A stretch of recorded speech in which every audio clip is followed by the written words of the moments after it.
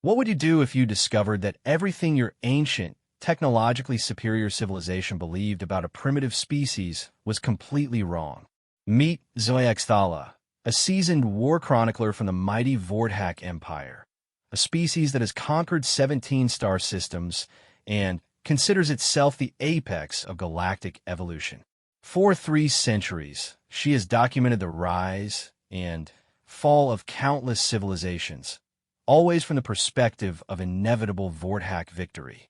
But today, something unprecedented is about to happen. Today, she will witness humans fight for the first time. The humans, those bizarre, short-lived creatures from the third planet of an unremarkable yellow star, have been dismissed by every major galactic power as nothing more than curious primitives. They lack the Vortak's natural armor plating. They don't possess the Zephyrian's telepathic coordination. They can't phase through matter like the ethereal collective.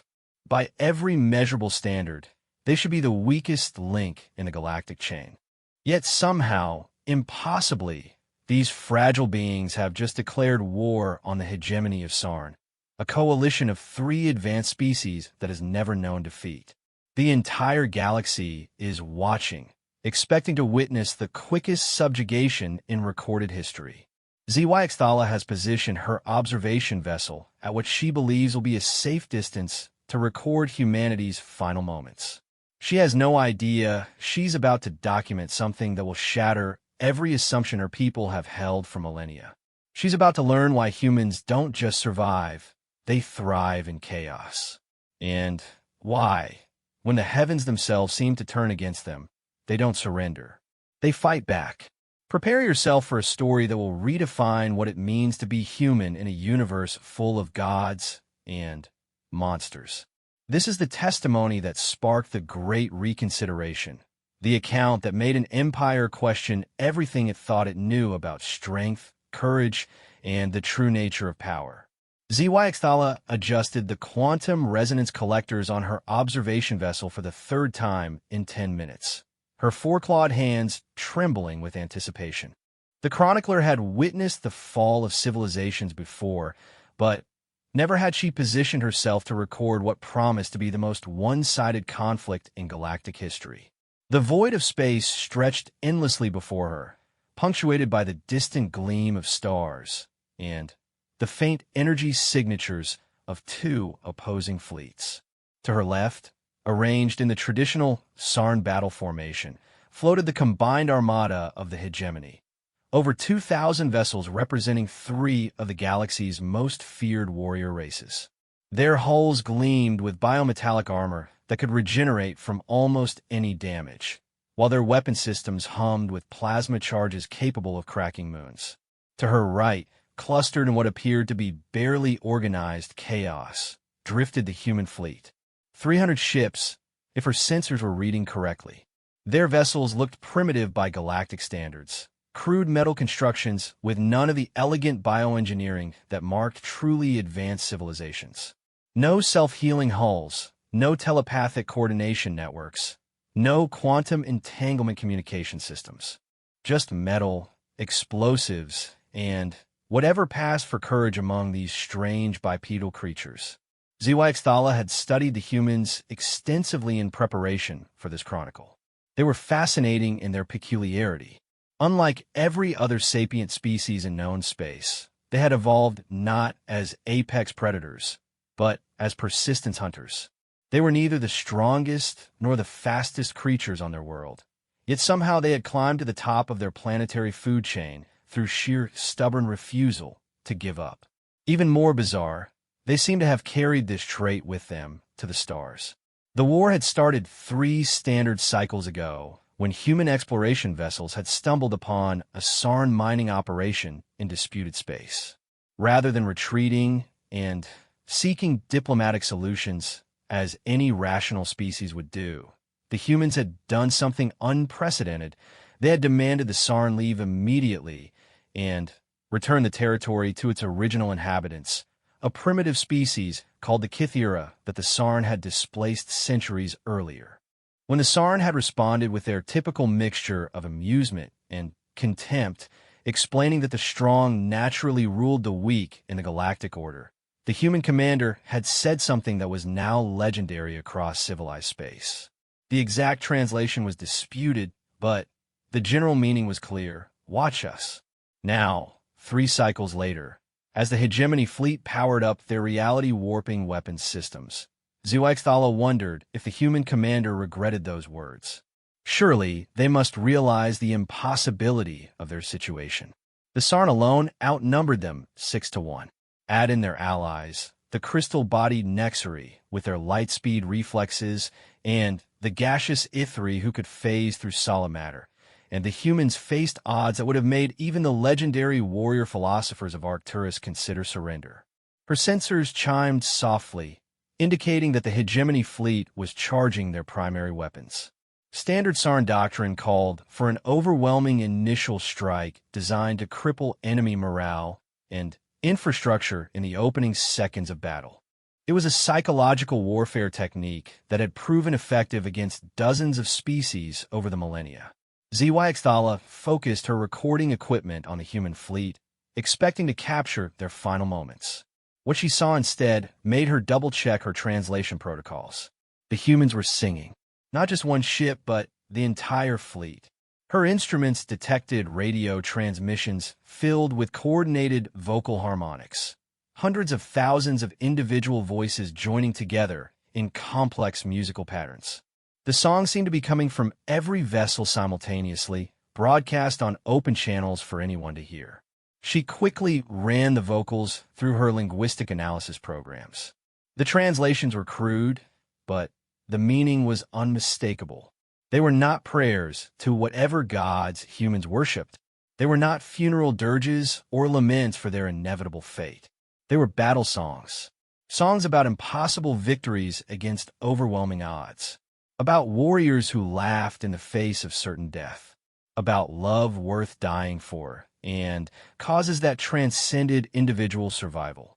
One particularly popular transmission, coming from what appeared to be their flagship, translated roughly to though outnumbered, we shall stand, though outgunned, we shall fight, for the silence of our guns means the slavery of the light. Zuexthala's confusion deepened as her analysis continued. Human physiology indicated they should be experiencing massive stress responses, elevated heart rates, flooding of panic chemicals, involuntary trembling. Instead, her readings showed something unprecedented. Their stress hormones were elevated, yes, but not in patterns consistent with fear. If anything, they resembled the biochemical signatures her people associated with intense focus and anticipation. They were not afraid. They were eager. The hegemony fleet finished charging their primary weapons. Reality Ripper cannons locked onto human vessels. Plasma coils reached optimal temperature, and quantum torpedoes armed themselves for launch. In moments, the human fleet would be nothing but expanding clouds of superheated gas and twisted metal. Then, something happened that Zuexthala would spend the rest of her long life trying to understand. The humans moved first. Not their ships, their bodies. Every single human vessel suddenly ejected thousands of small objects into space. For a terrifying moment, Zuexthala thought they were escape pods, that the humans had finally come to their senses and were abandoning ship. But the objects were too small, too numerous, and moving too fast. Her sensors identified them just as the first wave reached optimal dispersal distance. They were humans themselves, encased in some sort of powered armor, using small thruster packs to maneuver in the vacuum of space. They had ejected themselves from their ships and were flying directly toward the hegemony fleet. Individually, thousands upon thousands of them, each one no larger than a Sarn's fist, moving through the void with purpose and precision that suggested extensive training. They spread out in complex, three-dimensional patterns that seemed almost organic in their flowing complexity, like schools of fish or flocks of birds responding to some instinctive knowledge about optimal group movement. The Sarn commander, Admiral Thexmore, apparently recovered from his initial shock quickly enough to issue orders. The Reality Ripper cannons fired, their beams designed to literally tear apart the quantum structure of matter itself. They struck empty space. The humans had somehow anticipated the firing angles and adjusted their flight patterns accordingly. Plasma charges followed, brilliant streams of superheated matter that turned the void into a light show visible from several star systems away. Again, empty space. The humans flowed around the attacks like water flowing around stones, never breaking formation, but never maintaining any single configuration long enough to present a stationary target. Then, the humans reached the hegemony fleet, and the impossible became incomprehensible. They began cutting their way inside the enemy ships. ZYXTALA watched in stunned fascination as the small armored figures attached themselves to the hulls of Sarn vessels and began using handheld devices to burn through armor plating that was specifically designed to resist energy weapons. Her instruments detected localized temperature spikes that suggested they were using some sort of focused fusion reaction to literally melt their way through barriers that should have taken industrial-grade mining equipment hours to breach. But that was not the most disturbing part. The most disturbing part was that they were doing it while the battle continued to rage around them. The human ships had not retreated after deploying their boarding parties. Instead, they had accelerated directly toward the hegemony fleet, accepting massive damage from return fire while continuing to broadcast their battle songs and launch wave after wave of projectile weapons. Unlike the elegant energy weapons favored by most civilized species, human armaments seem to rely on the simple but effective principle of hurling large amounts of dense matter at extremely high velocities. Crude, perhaps, but devastatingly effective when employed in sufficient quantities. ZYXTALA watched Nexari vessels, their crystal hulls supposedly immune to energy weapons, crack and shatter under the relentless barrage of human kinetic rounds. She saw Ithri gas ships, normally impossible to damage due to their incorporeal nature, suddenly solidify and explode as human weapons released some sort of crystallization field that forced the gaseous beings back into solid form. The humans, it seemed, had studied their enemies as carefully as ZYXTALA had studied the humans, and had come prepared for the specific vulnerabilities of each hegemony species.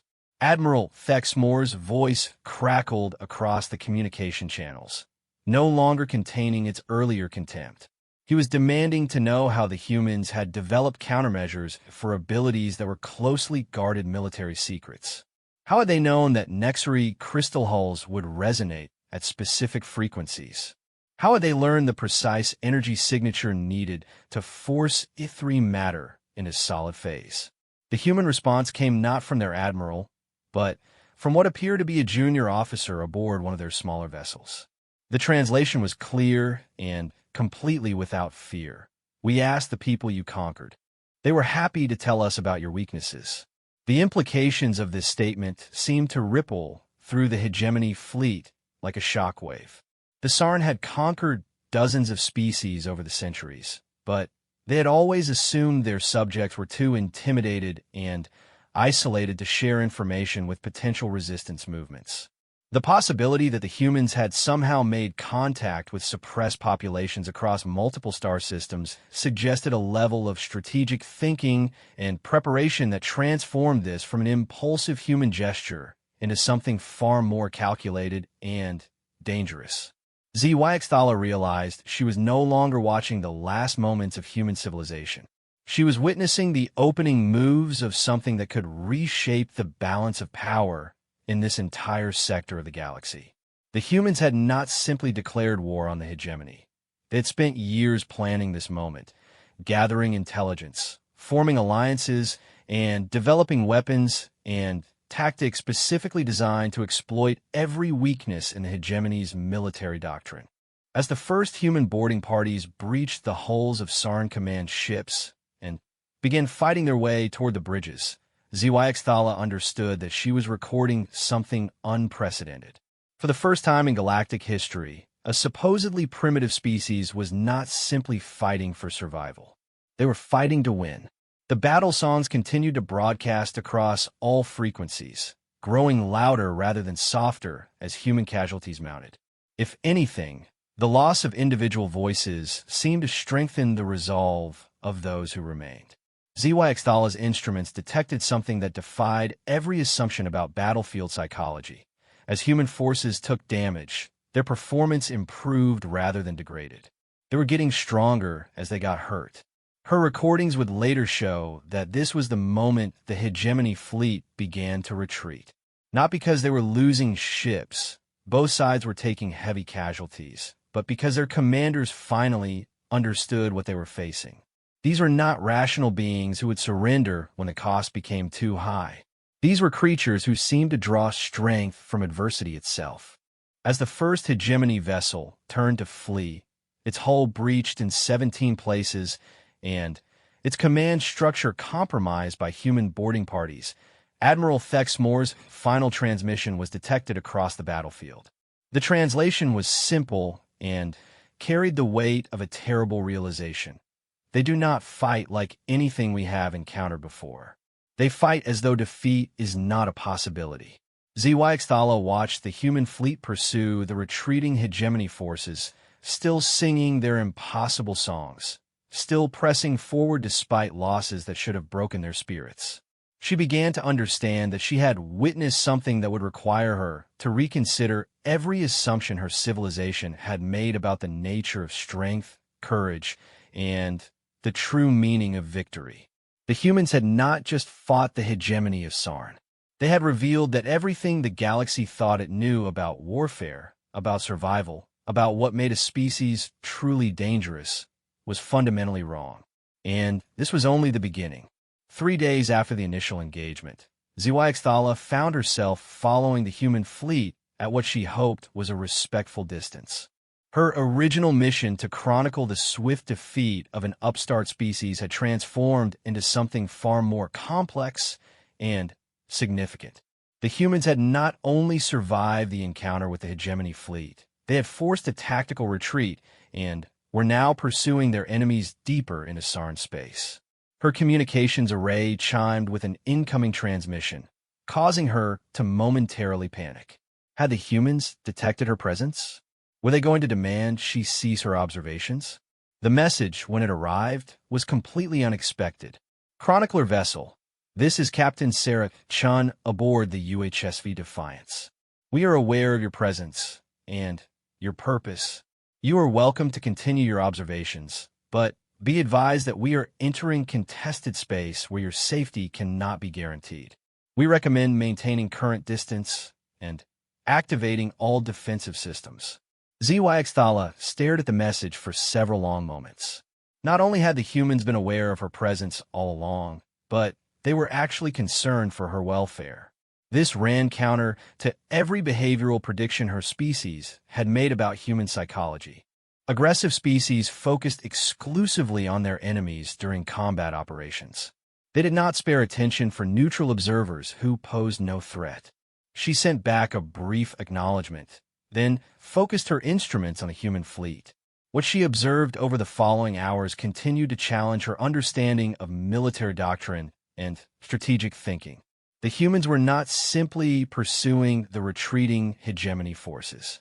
They were systematically dismantling the infrastructure that supported Sarn expansion in this region of space. Mining stations, communication relays, supply depots, and refueling platforms all were being identified, evacuated of non-combatants, and then destroyed with surgical precision.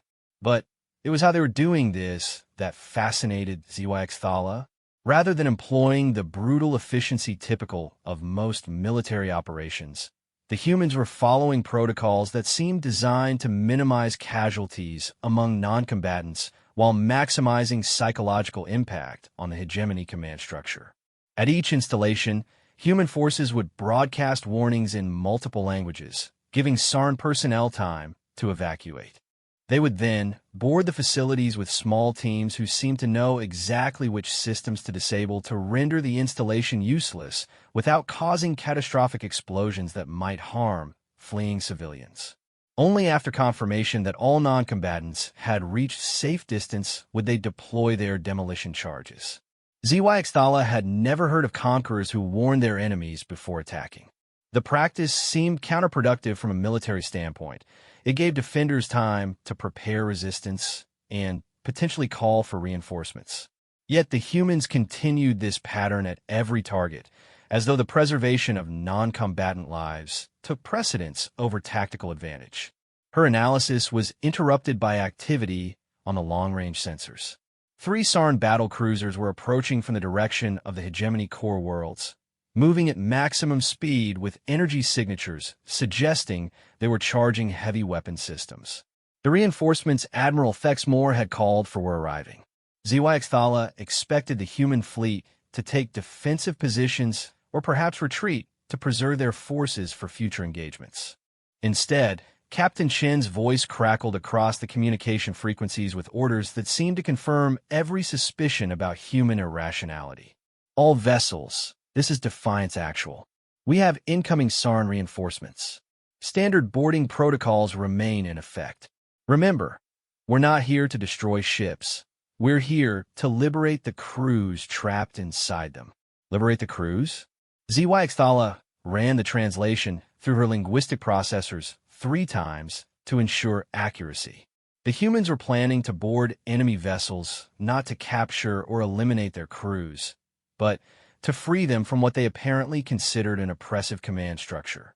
The concept was so alien to established military thinking that ZYX Thala initially assumed it was some form of psychological warfare, a deliberate attempt to confuse Sarn tactical planning by suggesting impossible objectives.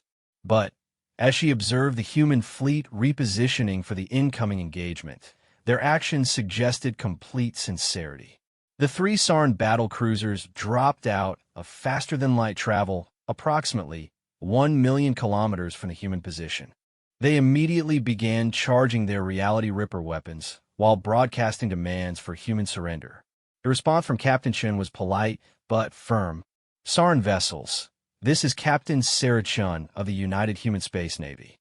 We cannot accept your surrender demands, as they would require us to abandon our mission to liberate the peoples oppressed by the hegemony.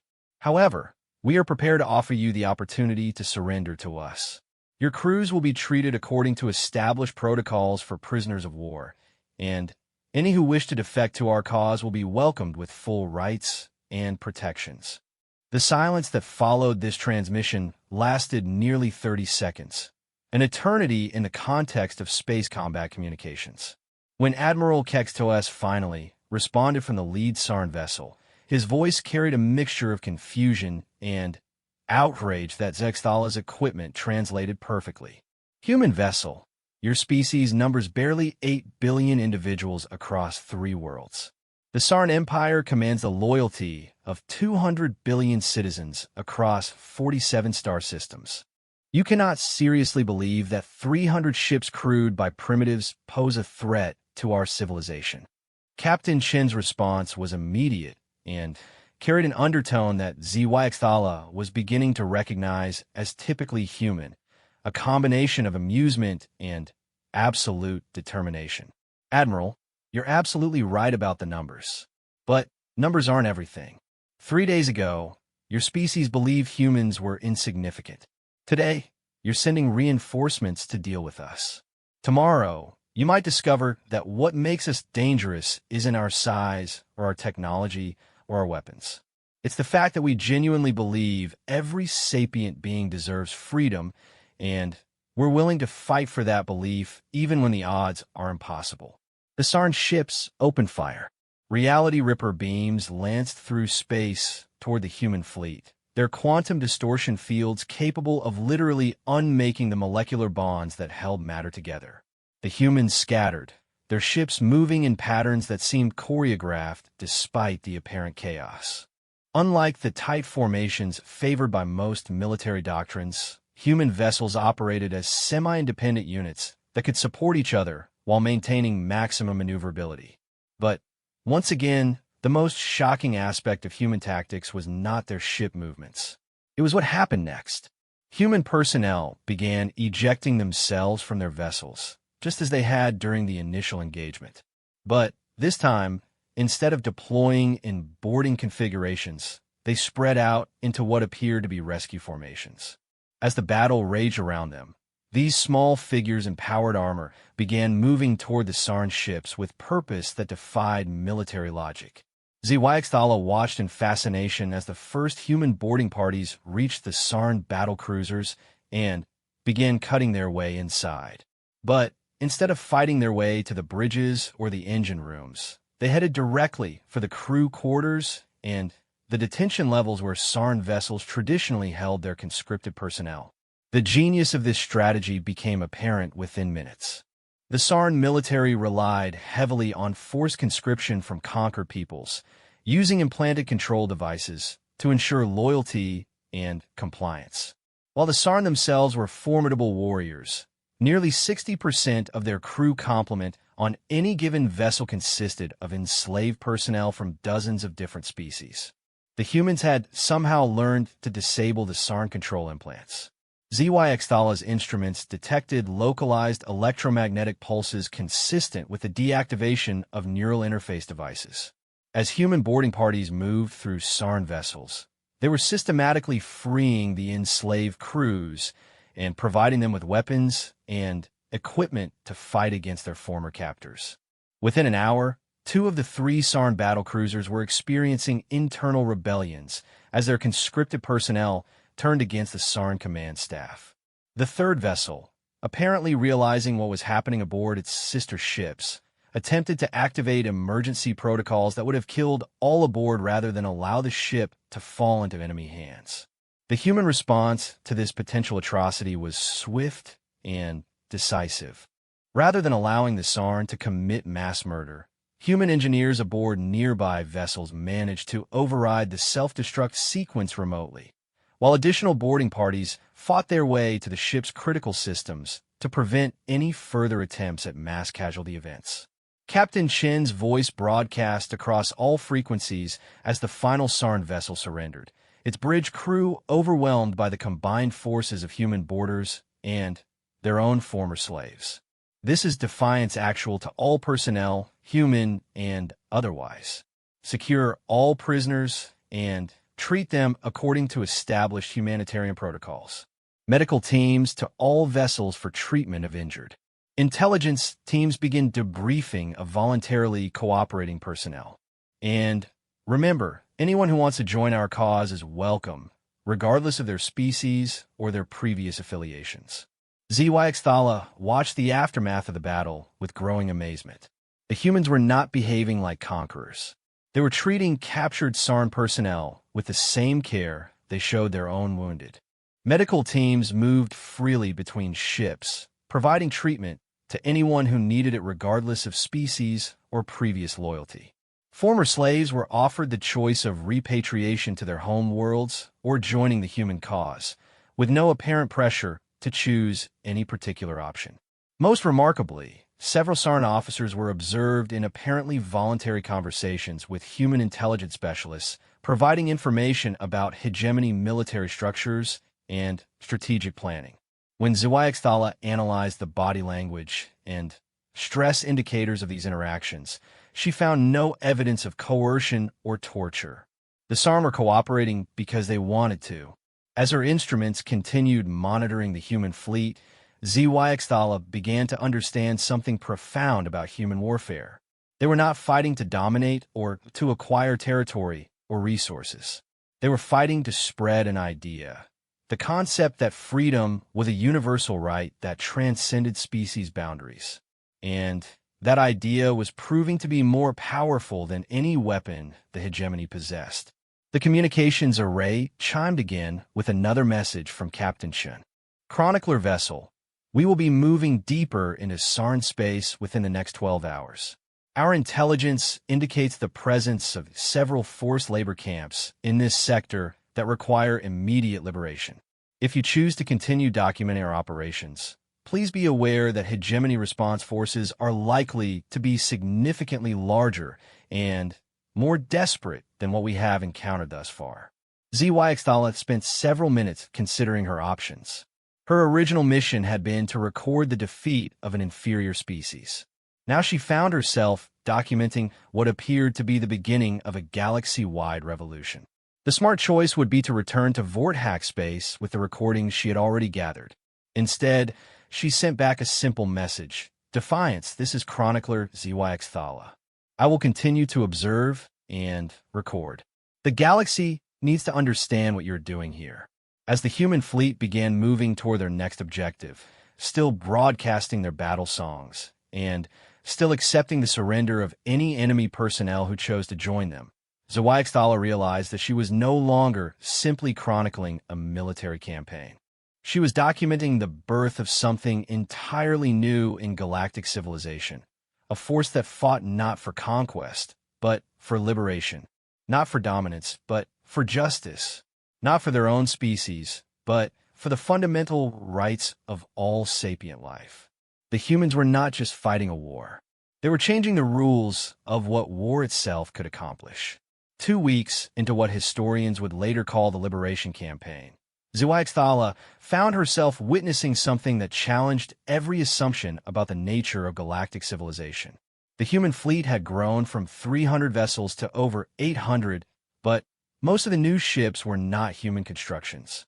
They were Sarn vessels, Nexari crystal ships, and Ithri gas haulers, all crewed by personnel who had voluntarily joined the human cause after being liberated from hegemony forces.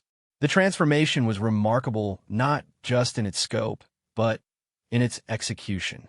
Rather than simply commandeering captured vessels, the humans had established what they called integration protocols that allowed former enemies to serve alongside human crews while maintaining their cultural identities and operational preferences. Sarn warriors found themselves working as equals with the humans they had been taught to despise, while Nexari technicians shared their crystalline engineering knowledge with human scientists who approached their expertise with genuine curiosity rather than the condescension typical of most interspecies interactions. ZYX linguistic analysis programs were working overtime to process the communications flowing between the diverse fleet elements. What she discovered was that the humans had not simply recruited allies. They had somehow created a functional multi-species military organization based on principles that most galactic powers considered theoretically impossible. Every species maintained their own command structures and cultural practices while contributing to unified strategic objectives. Decisions were made through consensus-building processes that took into account the perspectives and capabilities of all participating groups. Most remarkably, humans did not automatically assume leadership positions simply because the fleet bore their flag.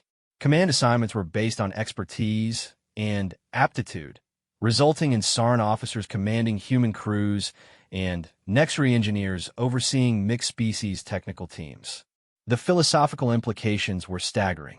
For millennia, galactic civilization had operated on the assumption that different species were fundamentally incompatible, that lasting cooperation required either dominance or careful segregation. The humans were proving that assumption wrong through practical demonstration rather than theoretical argument. ZYX's contemplation of these developments was interrupted by activity on the long-range sensors. A massive energy signature was approaching from the direction of the hegemony core worlds, something far larger than the reinforcement fleets they had encountered previously.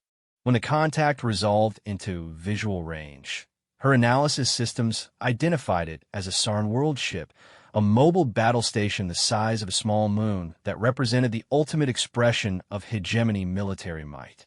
The world ship Inevitable Conquest mounted enough firepower to sterilize entire planets and carried a crew complement of over 50 million beings. More importantly, it was commanded by War Admiral Vexkoth, a legendary Sarn strategist who had never known defeat in 4 centuries of military service. If the hegemony was deploying their most prestigious commander and their most powerful vessel, they had clearly decided that the human rebellion needed to be crushed with overwhelming force before it could spread further. Captain Chin's response to this development was characteristically calm and measured. All ships, This is Defiance Actual. Long-range sensors have detected a Sarn world ship approaching our position. Estimated time to engagement is 6 hours. All department heads report to your respective command centers for strategic planning. This is not a drill, but remember, we knew this moment would come eventually. We've prepared for it, and we're ready. Zuaixthala was struck by the confidence in Shen's voice, but she could not understand its source. The human fleet, even with its recent additions, numbered fewer than 1,000 vessels against a single ship that outmassed them by several orders of magnitude. The world ship's reality manipulation weapons could literally reshape space itself, turning the battlefield into a maze of altered physics that would make conventional tactics impossible. Yet as she observed the human fleet's preparations, she saw no signs of panic or desperation. Instead, ship after ship reported ready status with efficiency and calm that suggested extensive preparation for exactly this scenario. More puzzling still, several of the newer vessels, those crewed by former hegemony personnel, were volunteering for the most dangerous assignments without any apparent coercion from their human allies. The mystery deepened when Zuaixthala intercepted communications between Captain Shun and Admiral Kthara, a former Sarn officer who now commanded a squadron of liberated vessels. Their conversation revealed planning and preparation that must have been ongoing for months. "Admiral, are your people ready for Protocol 7? Shen asked. "More than ready, Captain. My crews have been looking forward to this opportunity since we learned Vexkoth was commanding the response. He was responsible for the destruction of the Kthiri homeworld. My people have long memories." "Understood. Remember, the primary objective is disabling their reality manipulation systems. Everything else is secondary to that goal. We cannot allow them to alter the battlefield environment." "Agreed. My technical teams have confirmed the resonance frequencies needed to disrupt their quantum field generators.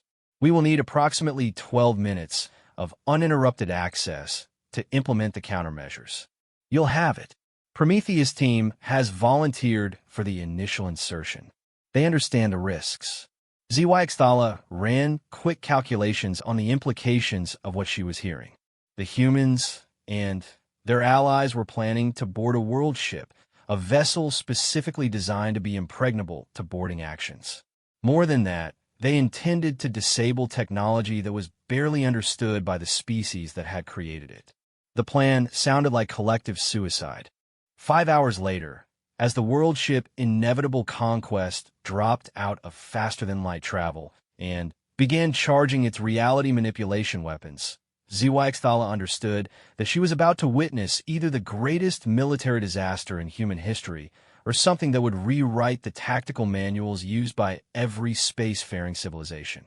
War Admiral Vexkoth's opening transmission was broadcast on all frequencies, apparently intended to intimidate the human forces into surrender through sheer overwhelming display of power. "Human vessels, you are outnumbered, outgunned, and facing technology beyond your comprehension. I offer you one opportunity to surrender unconditionally. Refuse, and I will demonstrate why the Sarn Empire has never known defeat. You have 60 seconds to respond." Captain Shen's reply was broadcast with equal clarity, but carried undertones that Zuaixthala was beginning to recognize as uniquely human, a combination of respect for their enemy's capabilities and absolute refusal to be intimidated by superior force. "War Admiral Vexkoth, this is Captain Sarachun. We appreciate your offer, but we cannot accept surrender terms that would require us to abandon our mission. We are here to liberate the beings enslaved by the hegemony, including those aboard your vessel. However, we would be happy to accept your surrender if you are willing to consider alternatives to the current political structure." The silence that followed lasted nearly a full minute. When Vexkoth finally responded, his voice carried a mixture of disbelief and growing anger. "Captain Shun, your species has existed in space for less than 2 centuries. The Sarn Empire has dominated this galaxy for over 50,000 years. You cannot seriously believe that your primitive vessels pose a threat to the pinnacle of our military technology. War Admiral, you're absolutely right about our relative experience levels. But experience isn't everything. Sometimes fresh perspectives can reveal solutions that traditional thinking misses. We've had the advantage of learning from everyone you've conquered over those 50,000 years. They've taught us a great deal about your weaknesses. The world ship's reality manipulation weapons fired. Space itself twisted around the human fleet as gravitational fields reversed, physical constants shifted, and the basic laws of physics became suggestions rather than rules. Ships found themselves trying to maneuver in areas where acceleration worked backwards, where energy weapons fired coherent streams of solid matter, and where time moved at different rates in different locations. Most fleets would have been immediately destroyed by the disorientation alone. The human vessels, however, began moving in coordination that suggested they had somehow prepared for exactly these conditions. Rather than fighting against the altered physics, they used the chaotic environment to their advantage, employing the gravitational anomalies to accelerate beyond normal speed limits, and using the time distortions to coordinate attacks across multiple temporal reference frames simultaneously. Then, the real surprise began. From concealed positions throughout the human fleet, thousands of small objects launched toward the world ship. They were not missiles or torpedoes, but humans in specialized armor designed for operations in altered physics environments. As they approached the massive vessel, they spread out into formations that seemed to take advantage of the reality distortions rather than being hindered by them. More shocking still, they were not alone. Mixed in with the human assault teams were Sarn commandos, Nexari crystal shapers, and even several Ithri who had somehow managed to solidify themselves enough to wear protective equipment while retaining their ability to phase through solid matter. The boarding force represented every major species in the fleet, all working together with precision that spoke of extensive joint training and absolute mutual trust. War Admiral Vexkoth apparently realized what was happening and began rotating the world ship's defenses to counter the boarding attempt. But the humans had anticipated this as well. Instead of trying to penetrate the most heavily defended sections, the assault teams were targeting apparently unimportant maintenance hatches and service ports, gaining access to the vessel through pathways that most military planners would never consider vulnerable. Once inside, the assault proceeded with speed and coordination that defied every assumption about boarding actions against superior forces. Rather than fighting their way to the bridge or the engine rooms, the mixed species teams spread throughout the ship with apparent perfect knowledge of its internal layout. Some headed for the detention levels to liberate imprisoned personnel. Others moved toward technical sections that controlled life support and communications, and a specialized group led by Admiral Kthara fought their way toward the quantum field generators that powered the reality manipulation weapons. ZYX-Thala's instruments detected massive internal battles as the boarders encountered resistance from the world ship's security forces. But the pattern of the fighting suggested something unprecedented. In many cases, the world ship's own crew were joining the attackers rather than defending their vessel. Entire sections of the ship fell to the boarding forces without significant resistance as conscripted personnel chose liberation over loyalty to their Sarn commanders. The turning point came when Admiral Kthara's technical teams reached the quantum field generators. Instead of simply destroying the massive machines, they began implementing some sort of modification that caused the reality manipulation fields to reverse their effects. The areas of altered physics that had been protecting the world ship suddenly became weapons turned against it as gravitational anomalies began tearing at the vessel's structural integrity and time distortions started aging critical components at accelerated rates. War Admiral Vexkoth's voice crackled across the communication frequencies, no longer containing its earlier confidence. All units, this is Command Actual. We have boarders throughout the ship. Security teams are reporting widespread defections among conscripted personnel. Request immediate evacuation for essential command staff. Captain Chin's response was broadcast on the same frequency, apparently having gained access to the world ship's communication systems. War Admiral, evacuation will not be necessary. We are not here to destroy your vessel or harm your crew. We are here to offer everyone aboard the opportunity to join a better way of life. Your command staff is welcome to surrender with full honors and protections under our prisoner of war protocols. You cannot seriously expect the Sarn Empire to negotiate with primitives. War Admiral, we're not asking the Sarn Empire to negotiate with us. We're asking you, personally, to consider what kind of galaxy you want your grandchildren to inherit. One where strength determines worth, or one where every being has the opportunity to reach their full potential regardless of their species or their origins. The silence that followed was broken by sounds of fighting moving closer to the world ship's bridge. When Vexkoth spoke again, his voice carried a weariness that spoke of centuries of warfare and perhaps a growing awareness that his worldview was no longer sustainable. Captain Shun, what guarantee do I have that surrender will not simply result in our enslavement to your species instead of our own? The same guarantee we offer everyone who joins us, War Admiral. The opportunity to judge us by our actions rather than our words. Serve alongside us for 1 year. And if you're not satisfied that we practice what we preach, you are free to leave with full honors and safe passage to any destination of your choosing.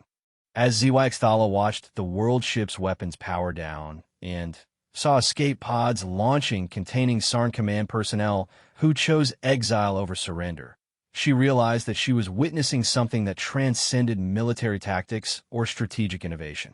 The humans had not defeated the hegemony through superior firepower or technology.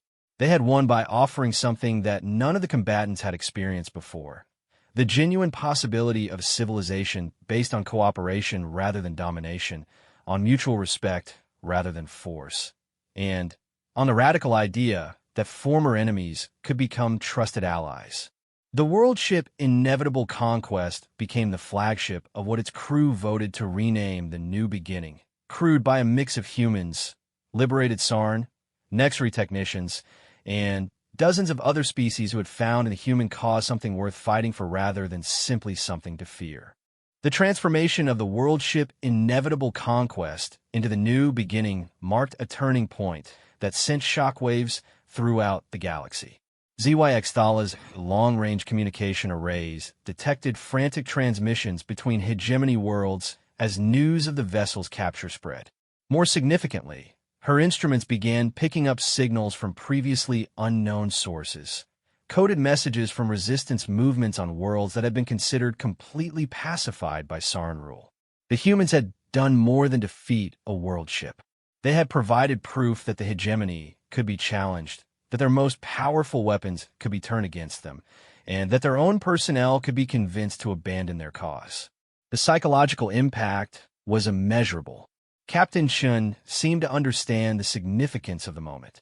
Rather than pressing their military advantage, the human fleet established a defensive perimeter around the captured world ship and began broadcasting something unprecedented in the history of galactic warfare: an open invitation for peaceful dialogue.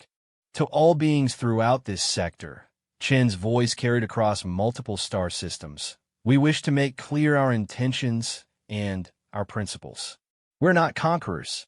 We're not here to replace one empire with another. We are here to demonstrate that cooperation can be more powerful than domination, that diversity can be a source of strength rather than division, and that every sapient being deserves the fundamental right to determine their own destiny. ZYXThala monitored the responses to this broadcast with fascination.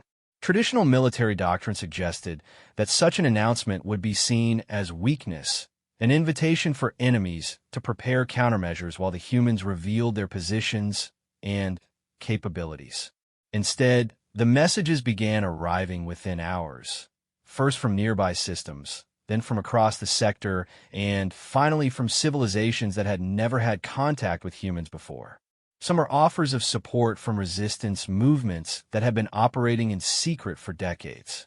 Others came from neutral species who wanted to learn more about human philosophy and technology.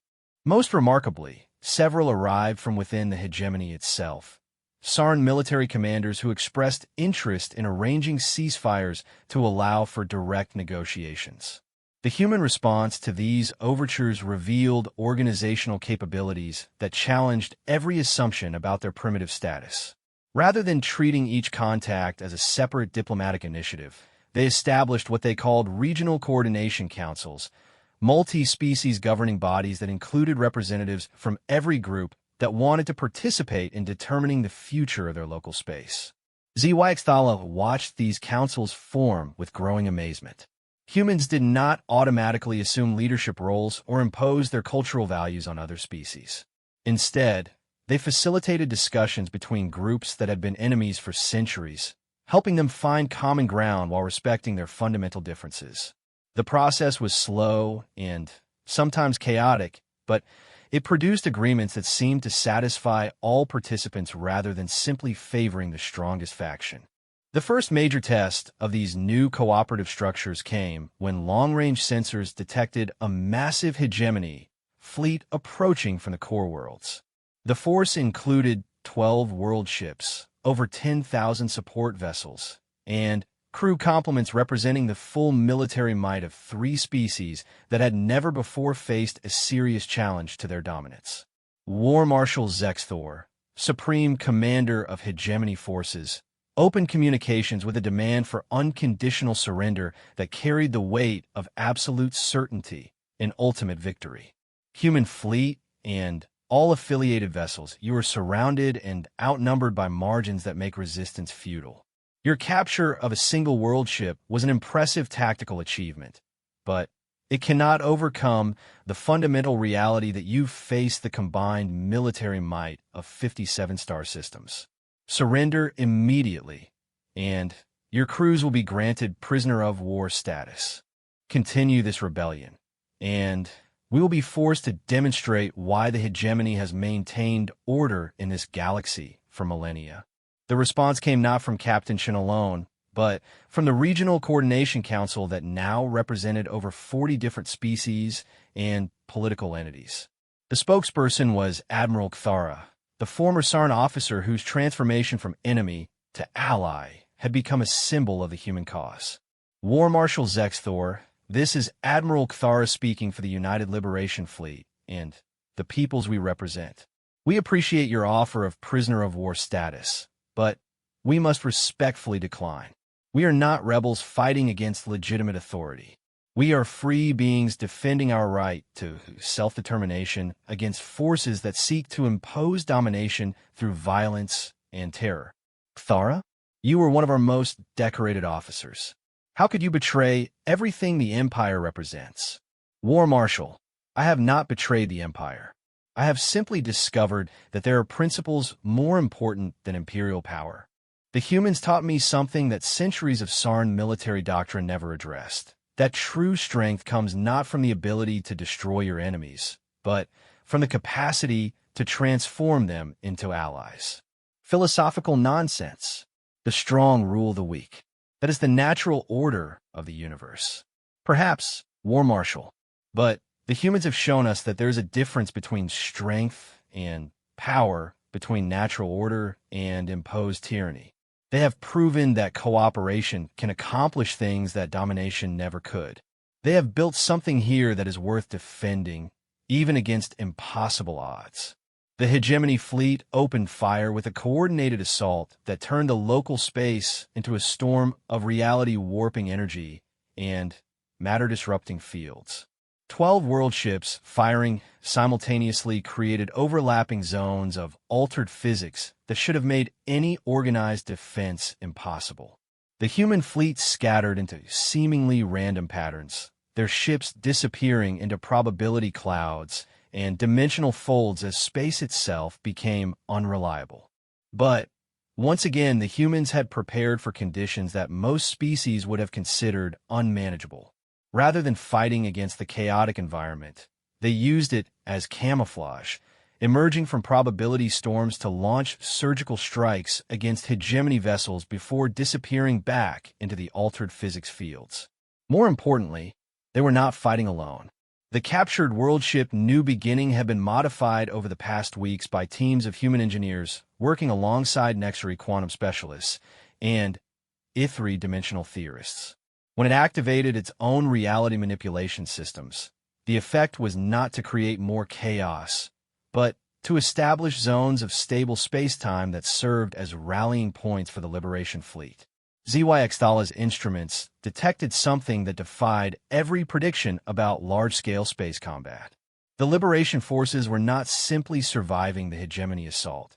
They were systematically countering it through coordination and tactical innovation that seemed to anticipate every hegemony move before it was executed. The explanation became clear when her linguistic analysis programs translated intercepted communications between Liberation Fleet elements. They were sharing real-time intelligence provided by personnel aboard hegemony vessels, crew members who had decided to defect during the battle itself. The strategy was staggering in its implications. Rather than trying to defeat the hegemony through superior firepower, the humans were convincing enemy personnel to join their cause even in the middle of combat operations. Saarn warriors were sabotaging their own weapons systems. Nexury technicians were providing targeting information to Liberation forces, and Ithri pilots were refusing orders to engage in actions that might harm noncombatants. War Marshal Zex Thor's voice crackled with growing desperation as he realized what was happening to his fleet. All vessels, this is Command Actual. We have widespread reports of equipment failure and crew insubordination. Security teams implement Protocol 9 immediately. Anyone refusing direct orders is to be considered a hostile combatant. The authorization of Protocol 9, summary execution of defecting personnel, proved to be a catastrophic miscalculation. Rather than restoring discipline, it triggered open revolts aboard dozens of hegemony vessels as crew members who had been considering defection decided that immediate action was preferable to eventual execution. Captain Chen's voice broadcast across all frequencies as the tide of battle shifted decisively in favor of the Liberation Fleet. All personnel, human and otherwise, this is Captain Chen. We are detecting widespread violence against non-combatants aboard hegemony vessels. Rescue protocols are now in effect. Priority is preserving life regardless of species or previous affiliation. What followed was unlike anything in recorded military history. Rather than pressing their advantage to destroy the hegemony fleet, Liberation forces launched massive rescue operations designed to evacuate personnel from ships where fighting was taking place. Human vessels moved alongside hegemony world ships, offering safe passage to anyone who wanted to leave, while maintaining defensive positions against vessels whose crews chose to continue fighting. The sight of humans and their allies risking their own lives to save enemy personnel who might later fight against them again challenged every assumption about rational military behavior. Yet the strategy proved devastatingly effective.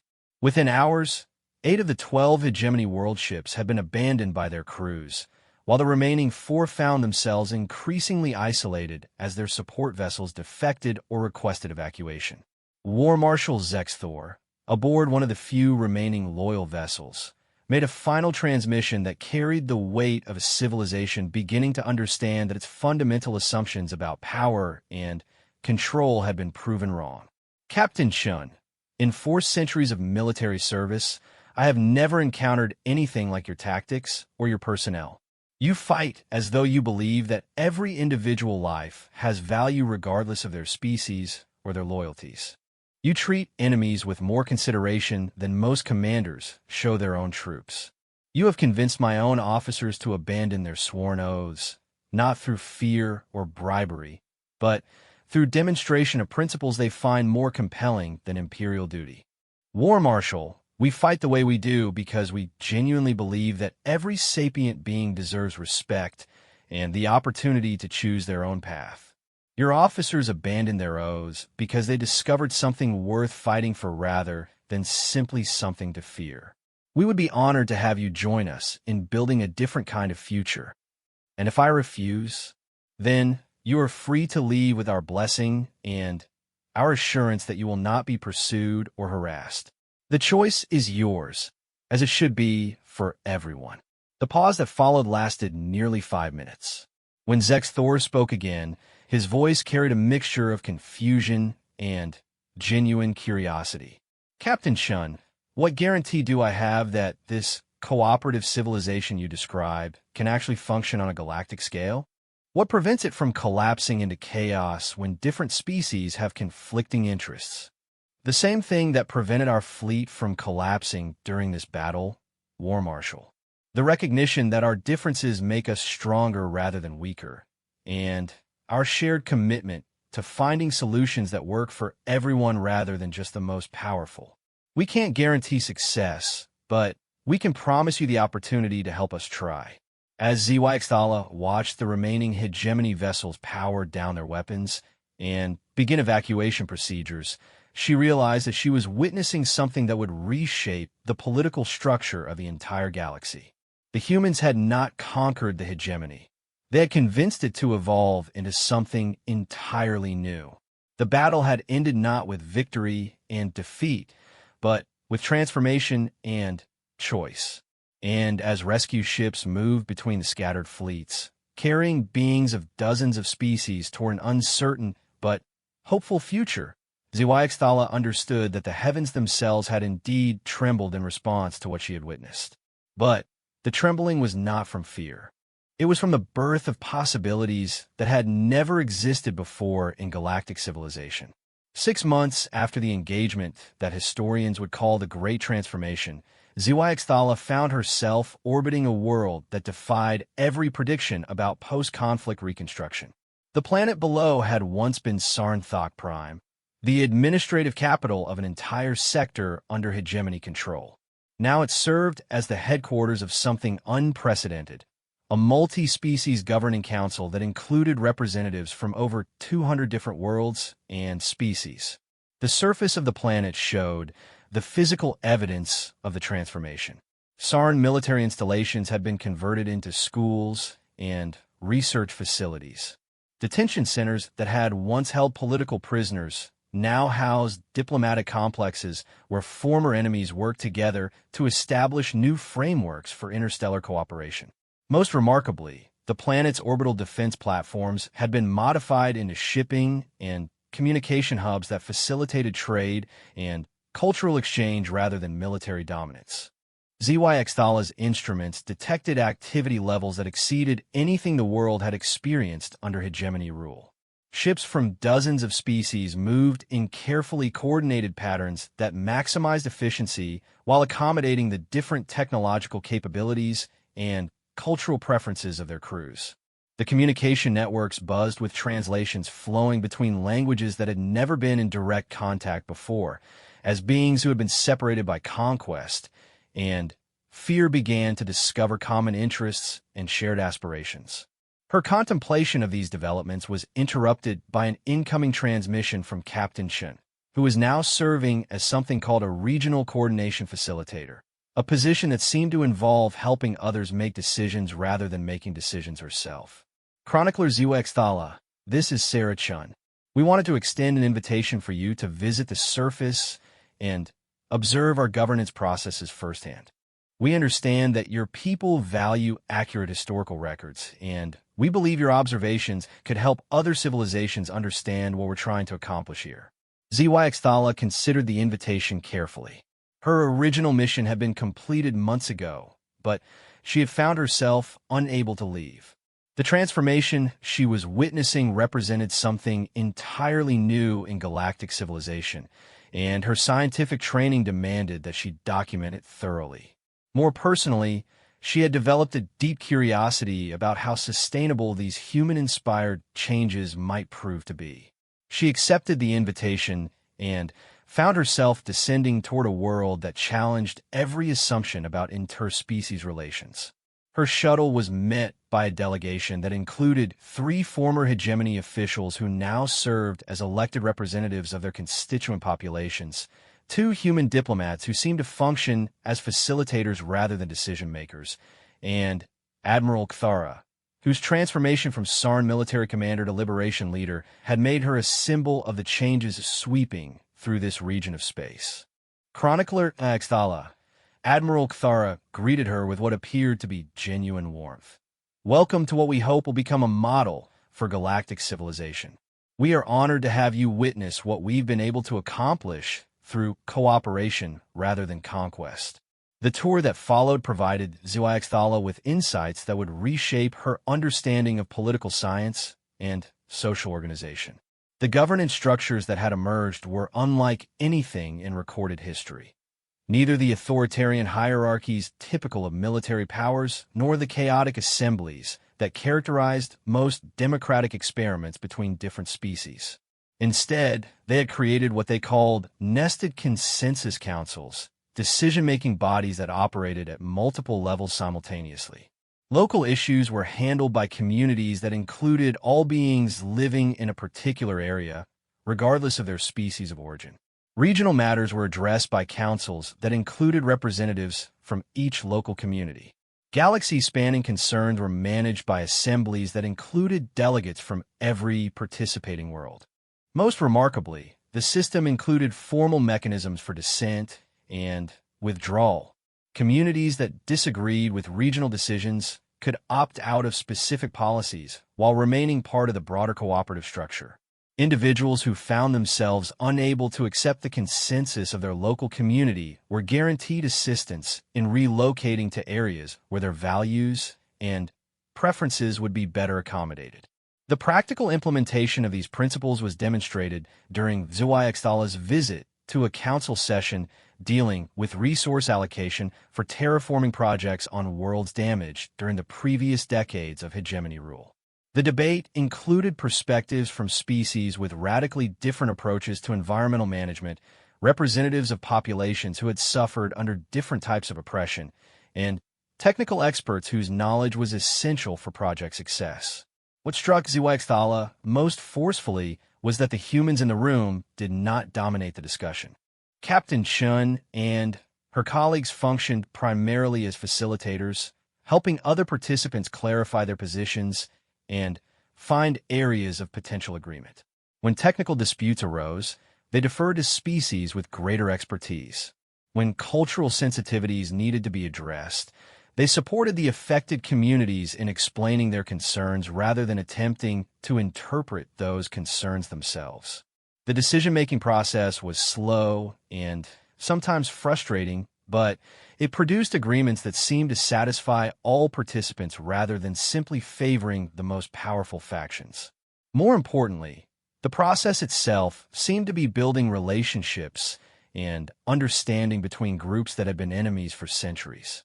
During a break in the proceedings, HFY Sci-Fi found herself in conversation with War Marshal Zexthor, who had become one of the most influential voices in the new cooperative structures despite his previous role as a hegemony commander. "Chronicler," he said, his voice carrying a thoughtfulness that had been absent during their previous encounters, "I wanted to thank you for your documentation of these events. Your recordings have helped many of us understand how we arrived at this point and what we might be able to accomplish in the future. War Marshal, or should I address you by a different title now? Just Zexthor, please. I have discovered that titles based on military rank seem less relevant in a civilization dedicated to avoiding warfare. But I wanted to ask you something. In your observations of galactic history, have you ever encountered anything comparable to what the humans have accomplished here?" HFY Sci-Fi considered the question carefully. Nothing remotely similar. Most interspecies alliances in recorded history have been based on mutual benefit or shared threats. They typically collapse when the external pressures that created them are resolved. What the humans have built seems to be based on something entirely different, a genuine belief in the value of diversity and cooperation as ends in themselves rather than as means to other goals. That matches my own assessment. But do you believe it can last? Can civilization based on voluntary cooperation survive contact with groups that still practice domination and conquest? The question proved remarkably prescient. Even as they were speaking, HFY Sci-Fi's instruments detected long-range energy signatures that indicated the approach of a massive fleet from unexplored regions of the galaxy. The vessels used technology that was unfamiliar to her databases, but their formation patterns and approach vectors suggested military rather than diplomatic intentions.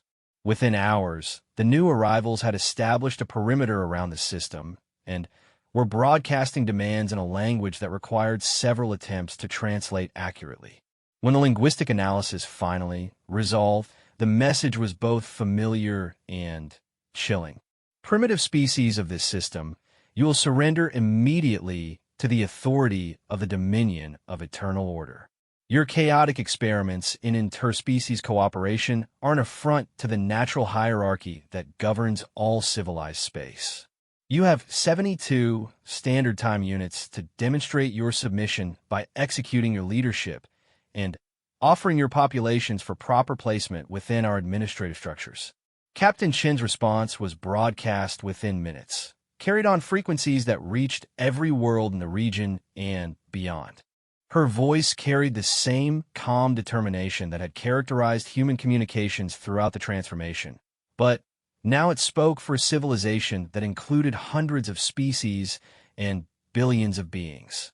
Dominion vessels. This is Captain Sarah Chun speaking for the United Cooperative Worlds and all beings who have chosen to join our cause. We appreciate your offer of integration into your administrative structures, but we must respectfully decline. We have built something here based on the principle that every sapient being deserves the right to determine their own destiny. We cannot accept any arrangement that would require us to abandon that principle. You dare refuse the Dominion? We have conquered 47 galaxies. Your primitive cooperation cannot stand against forces that have reshaped the structure of reality itself across multiple dimensional matrices. You may be right about our relative power levels, but we've learned something important over the past few months. Power isn't just about the ability to destroy or dominate. Sometimes the greatest power comes from the willingness to stand up for principles even when the odds seem impossible. We've done it before, and we're prepared to do it again. What followed was unlike any military engagement in recorded history. The Dominion fleet attacked with weapons that operated on physical principles that challenged the basic understanding of matter and energy. They deployed reality restructuring devices that attempted to reorganize space itself into hierarchical patterns that would force the cooperative worlds into subservient positions. The response from the United Cooperative Worlds demonstrated how profoundly the region had been transformed by human influence. Rather than meeting the attack with conventional military force, they deployed something entirely unprecedented, a coordinated defense that included every species, every world, and every individual who had chosen to join their cause. Saran warriors fought alongside Nexri technicians and Ithri-dimensional specialists, but they were joined by beings from hundreds of other species whose unique capabilities had never before been integrated into a unified effort. Some contributed technologies that could neutralize reality warping weapons. Others provided knowledge of dimensional physics that allowed the cooperative forces to operate in environments where the basic laws of space and time had been altered. Most remarkably, the defense included non-combatants as well as military personnel. Scientists worked to understand and counter Dominion technology. Diplomats attempted to establish communication with individual Dominion personnel who might be willing to defect, and engineers modified captured Dominion equipment to serve defensive rather than offensive purposes. The turning point came when the cooperative forces managed to establish communication directly with the enslaved populations that crewed many Dominion vessels. Unlike the hegemony, which had relied heavily on conscription, the Dominion appeared to maintain control through absolute indoctrination and technological suppression of individual will. Breaking through these controls required techniques and technologies that could only be developed through the cooperation of dozens of species working together. Human psychologists collaborated with Ithri consciousness specialists and Nexri neural engineers to create systems that could restore individual autonomy to beings who had never experienced the ability to make their own choices. As more and more Dominion personnel began to remember what it felt like to think for themselves, the invasion fleet found itself facing the same problem that had destroyed the hegemony, an enemy that fought not by destroying opponents, but by liberating them from the systems that had enslaved them. The final engagement took place not in space, but in the dimensional matrices where the Dominions stored their command and control systems. Teams of volunteers from every member species of the cooperative worlds entered environments where reality itself was fluid, carrying with them something that proved more powerful than any weapon. The absolute conviction that every being they encountered deserved freedom and the opportunity to choose their own path.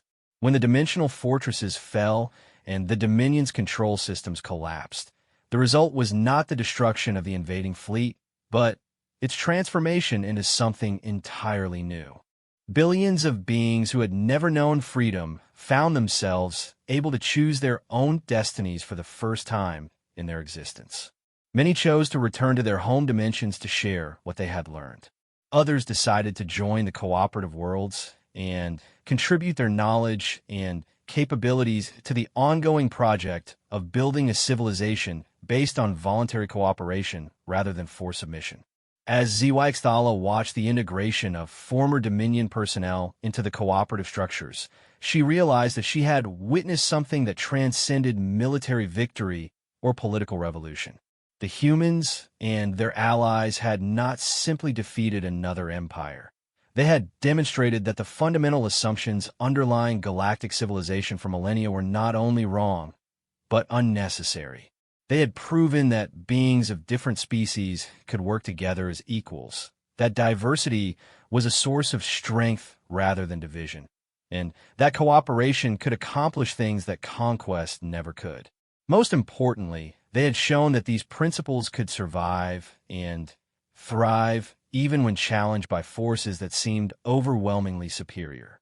6 months later, as HFY prepared to return to her home space with recordings that would revolutionize her people's understanding of politics and society, she received a final message from Captain Chun. Chronicler, we wanted to thank you for your service as an observer and historian of these events. Your documentation has been invaluable in helping us understand our own progress and in communicating our principles to other civilizations. We hope that your records will inspire others to consider alternatives to the traditional patterns of domination and submission that have characterized galactic history. But more than that, we want you to know that you're always welcome here. The civilization we've built belongs to everyone who chooses to join it, regardless of their species, their origins, or their past affiliations. We've learned that the greatest adventures begin when people who seem completely different discover how much they have in common. As her ship departed the system that had become the heart of a new form of galactic civilization, HFY reflected on the words that had started this incredible journey. A human commander had responded to overwhelming odds with the simple statement, "Watch us." The galaxy had watched, and in the process, it had discovered that the universe was far more full of possibilities than anyone had dared to imagine. The heavens had indeed trembled in response to what she had witnessed. But the trembling had been the birth cries of hope itself, crying out across the stars that a better way was not only possible, but inevitable once beings chose to believe in each other rather than in the power of force and fear. The humans had not just fought a war.